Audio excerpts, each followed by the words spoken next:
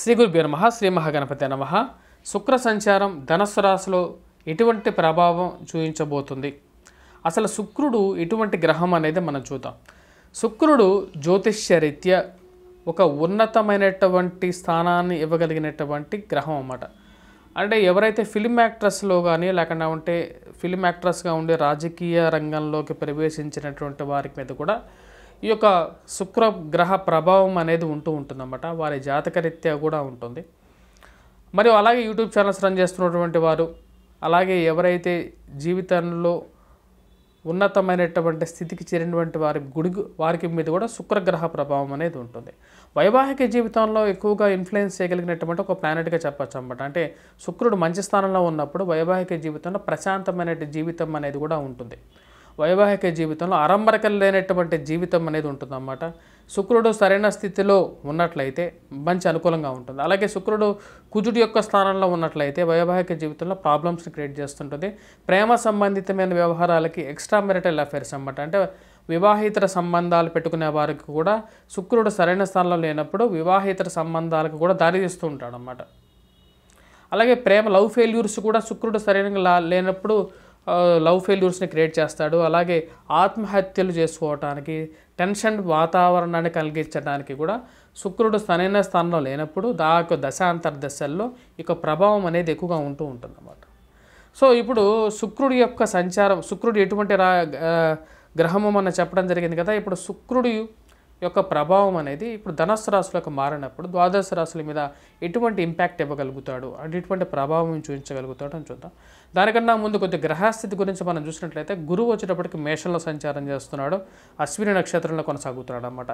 రాహువు గురించి మనం చెప్పాలంటే రాహువు వచ్చేటప్పటికి మనకు రేవతి నక్షత్రంలో మీనరాశిలో ఉన్నాడు, కేతు వచ్చేటప్పటికి కన్యారాశిలో ఉన్నాడు, చిత్తా నక్షత్రంలో సంచారం జరుగుతుంది. అలాగే శని వచ్చేటప్పటికి శతభిష నక్షత్రంలో కుంభంలో సంచారం చేస్తున్నాడు అన్నమాట. అలాగే గురువు వచ్చేటప్పటికి అశ్విని నక్షత్రంలో మేషరాశిలో ఉన్నాడు, బుధుడు మూలా నక్షత్రంలో ధనస్సు రాశిలో, అలాగే కుజుడు కూడా ధనస్సు రాశిలో సంచారం చేస్తున్నాడు. రవి మకరంలోకి వచ్చేసి ఉంటాడు అన్నమాట. జనవరి 16వ తారీఖు వచ్చేటప్పటికి రవి మకరంలోకి వచ్చేసేస్తుంటాడు. ఇప్పుడు శుక్రుడు కూడా వచ్చేటప్పటికి తన మార్పు వచ్చేటప్పటికి ధనస్సు రాశిలోకి మారబోతున్నాడు అన్నమాట. ఈ యొక్క ప్రభావం అనేది ద్వాదశ రాశుల వారి మీద చాలా ఇంపాక్ట్ అనేది ఉంటుంది. అన్ని రాశుల వారికి కొంచెం పాజిటివ్స్, కొన్ని నెగిటివ్స్ అనేవి ఉంటాయి. కాకపోతే మనం గోచార రీత్యా మనం గమనించినట్లయితే శుక్రుడికి వేదస్థానాలు అనేవి కూడా ఉన్నాయన్నమాట. 1, 3, 5, 7, 8, 9, 10 ఇవి వేదస్థానాలుగా కూడా చెప్పడం జరుగుతుంటుంది అన్నమాట. ఈ యొక్క స్థానాల్లో శుక్ర లగ్నాతుగా ఎక్కడైనా సరే వేరే గ్రహం ఉన్నట్లయితే సరైనటువంటి ఫలితాన్ని కూడా ఇవ్వడం అనేది జరగదు. నా యొక్క వీడియోస్లో పాజిటివ్స్, నెగిటివ్స్ అనేది ఓపెన్గా చెప్పడం జరుగుతుంది. ఎందుకంటే ఇవన్నీ మీకు ఉపయోగపడటం కోసం చెప్పడం జరుగుతుంది, వ్యూస్ పరంగా కూడా కాదు. ఎందుకంటే వ్యూస్ అనేవి ప్రామాణికం కాదన్నమాట. ఇప్పుడు మీకు నచ్చకపోయినా కొంచెం జాగ్రత్తగా ఉంటారు. అది మంచిది కాకపోతే మంచిది కాదు అని చెప్పడం జరుగుతుంది. మంచిది అయితే మంచిదిగానే చెప్తాను. వృషభ రాశి వారికి వచ్చేటప్పటికి అనుకూలమైనటువంటి ఫలితమే గోచరిస్తుంది. వృషభ రాశి వారికి వచ్చేటప్పటికి గురువు సరైన స్థానంలో లేకపోయినప్పటికీ శుక్రుడి యొక్క మార్పు ధనస్సులోకి మారుతున్నాడు కదా. ఆ యొక్క ధనస్సులోకి మారుతున్నటువంటి మార్పు అనేది వృషభ రాశి వారికి అనుకూలంగా ఉంటుంది. వృత్తి వ్యాపార రీత్యా కూడా అనుకూలంగా ఉంటుంది అన్నమాట. అష్టమంలో సంచారం చేసి సప్తమంలో ఉన్నటువంటి శుక్రుడు అంత అనుకూలమైనటువంటి కారకుడు కాదన్నమాట వీరికి. జనవరి 18 నుంచి మార్పు ఏదైతే జరగబోతున్నదో దానివల్ల వచ్చేటప్పటికి ఐశ్వర్యప్రదాయకుడుగా ఉంటాడు. అష్టమంలోకి ఉన్నటువంటి శుక్రుడు యోగకారకుడు అన్నమాట. అంటే ఎటువంటి యోగాన్ని ఇస్తాడంటే వృత్తి వ్యాపార రీత్యా కూడా అనుకూలమైనటువంటి కాలంగా కూడా గోచరిస్తున్నది. ఫైనాన్షియల్గా ఇరుక్కుపోయినటువంటి డబ్బు వస్తుంది, అలాగే డబ్బు సంపాదిస్తారు. దానికి తగినటువంటి ఖర్చు కూడా ఉంటుంది అన్నమాట. అంటే ఖర్చును తగ్గించుకోవాలి. ఎందుకంటే ఈ యొక్క రాశి వారికి అష్టమంలో కుజుడు ఉన్నాడు. కుజుడు యొక్క దృష్టి సప్తమంలో ధనస్థానం మీద కేంద్రీకృతమైనందువలన వచ్చినటువంటి డబ్బు, యోగప్రదకమైనటువంటి డబ్బు ఏదైతే వస్తుంటుందో దానికి సమానంగా వచ్చేటప్పటికీ అదేవిధంగా ఖర్చు కూడా పెడుతూ ఉంటారు అన్నమాట వీరు. అంటే కుజుడు శుక్రుడు కలిసి ధనస్సు రాశిలో ఉన్నవారు ధనస్థానాన్ని చూసినప్పుడు దానికి తగినటువంటి ఖర్చు కూడా కనపడుతూ ఉంటుంది. కుటుంబంలో ఎంత పేరు, సంఘంలో ఎంత గుర్తింపు, ఎంత పేరు ఉంటుందో దానికి తగినటువంటి ఒక ఆపోజిట్ వర్గం, అంటే మీకు నెగిటివ్గా ఒక వర్గం తయారై మిమ్మల్ని అదే విధంగా మిమ్మల్ని కించపరచడం అనేది కూడా జరుగుతుంటుంది. అంటే మీకు ఎంత పేరు వస్తుంటుందో అంత నెగిటివ్ ఇంపాక్ట్ కూడా ఇవ్వడానికి వాళ్ళు ప్రయత్నం చేస్తూ ఉంటారు.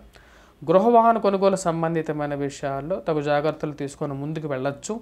ఆ విషయంలో ఎటువంటి ప్రాబ్లం లేదు. ఎక్కువ రోజులు పెండింగ్ పెట్టాల్సిన అవసరం కూడా లేదన్నమాట.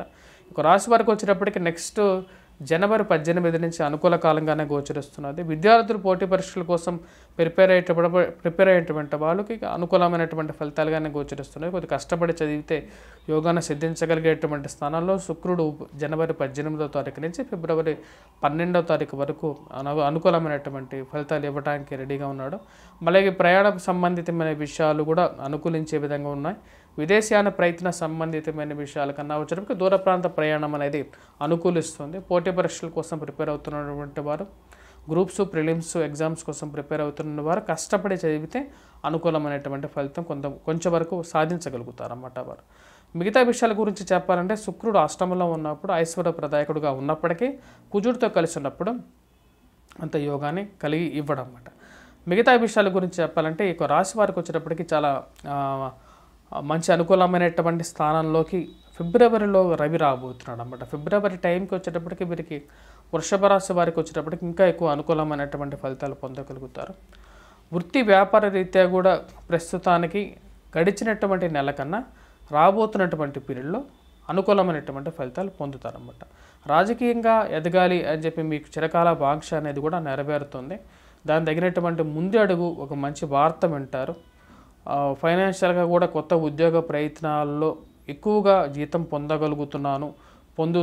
వస్తుంది అని ఒక ఆశ అనేది మీ మనసులో ఏర్పడుతుంది అన్నమాట. దాని తగినట్టుగానే ఒక మంచి వార్త వినటం అనేది కూడా జరుగుతుంది. ద్వాదశ రాశుల వారికి శుక్రగ్రహ సంచారం గురించి చెప్పడం జరిగింది. వేద దోషాలను కూడా చెప్పడం జరిగింది అన్నమాట. అంటే కొన్ని స్థానాల్లో మనకు గ్రహ సంచారం జరుగుతున్నప్పుడు దానికి తగినట్టుగా కొన్ని స్థానాల్లో వేరే గ్రహాలు ఉన్నప్పుడు అనుకూలించదు అన్నమాట. ఇప్పుడు మనం చూసినట్లయితే మకర రాశి, మీనరాశి వారికి, అలాగే కుంభరాశి వారికి, ధనస్సు రాశి వారికి వేద స్థానాల్లో వచ్చేటప్పటికి వేరే గ్రహాలు ఉన్నాయి. అలాగే మిగతా స్థానాల్లో చూసినట్లయితే మనకు అలాగే మేషరాశి వారికి కూడా ఎక్కువ ఎఫెక్ట్ అనేది ఉంది. అలాగే దాని తర్వాత మనం చూసినట్లయితే కన్యారాశి వారి మీద కూడా ఎక్కువ ఎఫెక్ట్ అనేది ఎక్కువగా ఉందన్నమాట. తద్వారా కొంచెం ప్రభావం అనేది ఎక్కువగానే ఉంది. ప్రభావం ఎక్కువగా ఉన్నప్పుడు ఎటువంటి ఫలితం వస్తుంది అనేది కూడా చెప్పడం జరిగింది. బాగలేకపోతే బాగలేదనేది చెప్పాను అన్నమాట, ఓపెన్గానే చెప్పాను. ఎందుకంటే జనాలు బాగుంది అని చెప్తే పాజిటివ్గా నాకు వ్యూస్ రావచ్చేమో, కానీ మీ యొక్క లైఫ్లో మీకు కొంచెం ఇంపాక్ట్ అనేది ఉంటుంది కాబట్టి. ఎందుకంటే జ్యోతిష్యం అనేది నమ్మకం మీద ఉంటుంది, హానెస్టీ మీద ఉంటుంది. హానెస్టీ అండ్ నమ్మకం, నా మీద నమ్మకం అనేది వల్ల మీరు చూస్తున్నారు కాబట్టి దాని గురించి నేను ఓపెన్గా చెప్పాను అంతే. సో దీనికి కావాల్సినటువంటి రెమెడీస్ ఏం చేసుకోవచ్చు? శుక్రగ్రహం సరిగా లేనప్పుడు లక్ష్మీదేవి ఆరాధన చేయటం అనేది సింపుల్ రెమెడీ అన్నమాట. అంటే మనం లక్ష్మీదేవిని ఫ్రైడేస్, శుక్రవారాల పూట అమ్మవారిని ఎక్కువగా కొలిచినప్పుడు మనకు అనుకూలమైనటువంటి ఫలితాలు అనేవి ఎక్కువగా గోచరిస్తాయి అన్నమాట. అలాగే వాటితో పాటు Fridays light colour dress, transparent అంటే వైట్గా లైట్ కలర్ డ్రెస్సెస్లో ఉన్నప్పుడు శుక్రుడి యొక్క ప్రభావం అనేది మనం పొందటం అనేది జరుగుతుంటుందని చెప్పి శాస్త్రం చెప్పింది అన్నమాట. అలాగే ఫ్రైడేస్ ముఖ్యంగా వచ్చినప్పుడు పెర్ఫ్యూమ్ అనేది ఎక్కువగా వాడాలి అన్నమాట. సుగంధ ద్రవ్యాలని దగ్గరగా ఉంచుకోవటం, మరి పెర్ఫ్యూమ్ని ఎక్కువగా వాడుతున్నప్పుడు ఎవరి జీవితంలో అయితే శుక్రగ్రహ సరిగా లేని వారు ఎవరైతే ఉన్నారో వారికి కొంచెం అనుకూలమైనటువంటి పాజిటివ్ ఇంపాక్ట్ అనేది వారి జీవితంలో కూడా జరుగుతుందన్నమాట. శుక్రుడు జీవితంలో సరైనప్పుడు వైవాహిక జీవితంలో ఇంపాక్ట్ అనేది కొద్దిగా ఎక్కువగా ఉంటుందన్నమాట. దాని గురించి మళ్ళీ ఒక వీడియోలో నేను క్లియర్గా మీకు ఎక్స్ప్లెయిన్ చేస్తాను. స్వస్తి.